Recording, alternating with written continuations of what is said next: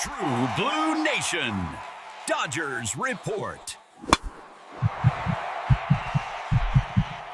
Hello, Blue Nation. Welcome back to True Blue Nation, Dodgers Report. I'm your analyst and insider, and this is your trusted source for the deepest analysis and inside information on our Los Angeles Dodgers. Before we dive into the bombshells circulating behind the MLB scenes this early in the off-season, I need you to do something crucial. If you live and breathe blue, if you want serious analysis and news that goes beyond the surface, hit that subscribe button right now and ring the notification bell. It's the only way to ensure you get information as soon as it breaks, straight from my reporting, and it helps our Blue Crew community grow strong. Don't be left out of the most important discussions about the team's future. All right, let's get down to business. The confetti from the 2025 World Series parade has barely finished being swept from the streets of Los Angeles. It was a glorious season, another ring for the franchise, and the feeling of mission accomplished. Many teams, especially those that have just reached the mountaintop, would choose to relax, maintain the status quo, and just enjoy the hard-won glory. But we Dodger fans know that this front office, under the leadership of Andrew Friedman, operates in a parallel universe. The motto here isn't win now, it's win always. It's about building a dynasty, and that's why, even with a trophy gleaming on the shelf, the work in the Chavez Ravine offices is at full throttle, perhaps more intense than ever. The pursuit of perfection is absolutely relentless. And where is the focus of this pursuit? Where does the front office feel it can improve a team that has already proven to be the best? My contacts and reliable sources, including analyses that echo what information giants like ESPN's Jeff Parson are reporting, indicate that the Dodgers have identified a vulnerability, an area that, while not fatal in October, caused enormous tension late in the regular season and during key moments in the playoffs, the bullpen. More specifically, the closer position. This is where the big off-season news begins to take shape. This is the bombshell I am hearing and analyzing. The Dodgers are being heavily linked, and I would say are aggressively positioning themselves for one of the biggest, if not the biggest name on the free agent market this winter, star closer Edwin Diaz. Yes, you heard that right. Edwin Sugar Diaz, the man with the devastating slider and the exploding fastball, owner of one of the most electric entrances in baseball. We are talking about a move that wouldn't just be a fine-tuning adjustment to the roster. It would be a statement of absolute force. It would be the equivalent of armor plating an area that proved surprisingly unstable and vulnerable in 2025. Although the front office will never publicly admit the level of frustration, I can guarantee that internally the bullpen's performance down the stretch was a central and very hot topic in the postseason evaluation meetings. Jeff Passan summed up the Dodgers' philosophy perfectly in his latest column.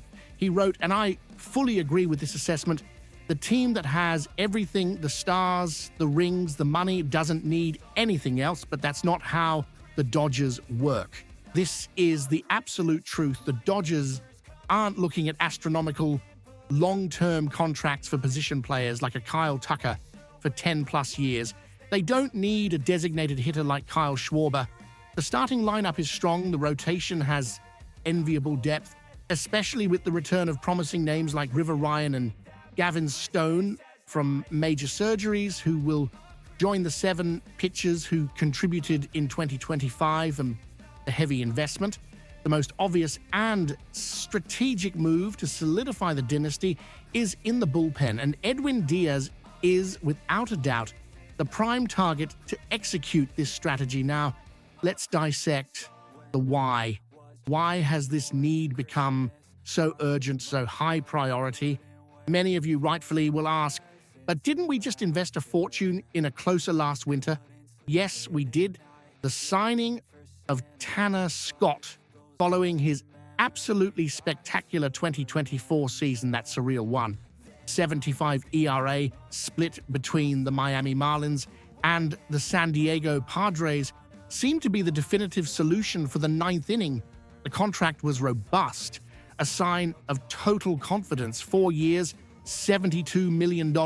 On paper at the time, it looked like a front office home run, but as we know all too painfully, baseball is not played on paper. The 2025 season reality for Tanner Scott in Los Angeles was, to be frank and professional, a nightmare. The numbers are brutal and they don't lie, and it's my job to present them.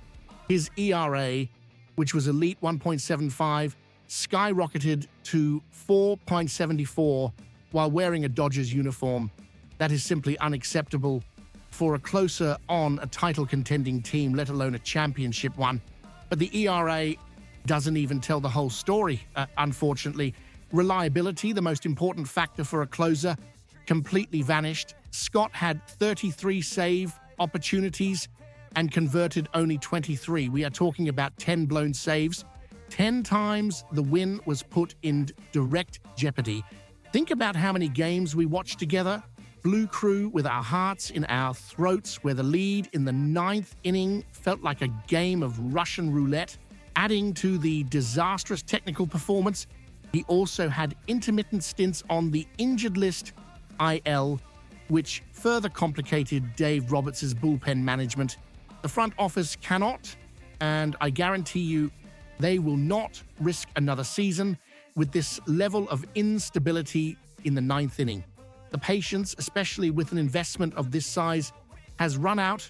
The bet on Scott, at least for the role of primary closer, has failed. This is precisely where Edwin Diaz enters, not just as an option, but as the obvious and dominant solution. The man is a performance machine. We are talking about a pitcher who, in the last 4 years, has been selected to 2 All-Star games and has maintained an absurd combined ERA of 2.08. He isn't just good, he is consistently elite. His 2025 season was simply sublime, perhaps his career best. In 66.1 innings pitched, he racked up 98 strikeouts, a K9 rate that borders on unreal, logged 28 saves, and posted a minuscule 1.63 ERA. Signing Diaz isn't just plugging a hole, it's installing a nuclear cannon in the ninth inning. This move has a positive ripple effect on the entire bullpen. It would allow other talented arms on our roster, like Evan Phillips or Brusdar Graterol, assuming their roles, to move back into their setup positions, 8th inning, where they are absolutely dominant. This would create a bridge to Diaz that would be virtually insurmountable for opposing offenses in the late innings. It would be the return of the bullpen trifecta we've seen in past championship teams.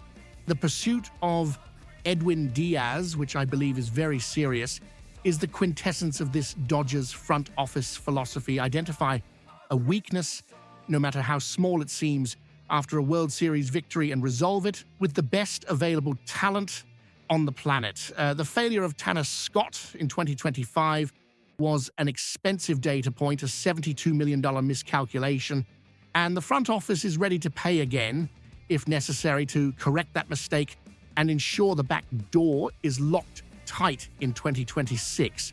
Now, I want to hear from you, Blue Crew. This is the part where we talk. What do you think of this strategic move? Should we invest heavily in Edwin Diaz and essentially admit the multi-million-dollar mistake on the Tanner Scott contract? Or do you believe Scott deserves a second chance and that this money should be allocated to another area? Leave your opinions and analysis in the comments below. I'm your analyst, and this is the True Blue Nation Dodgers Report. For daily updates, deep dive analysis like this, and the hottest news as soon as it breaks, subscribe to the channel. I'll see you in the next report.